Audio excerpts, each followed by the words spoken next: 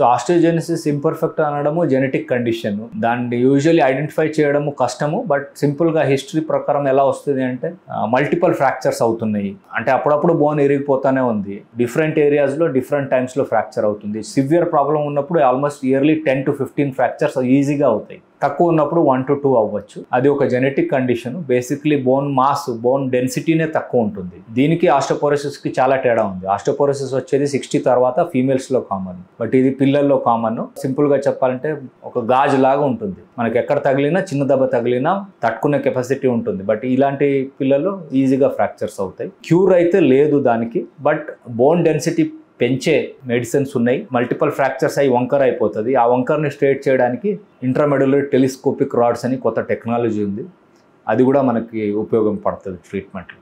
మీరు తీసుకునే అదే మందులు, అదే నాణ్యమైన మందులు మెడ్ ప్లస్ బ్రాండ్స్ పై సగం ధరకే.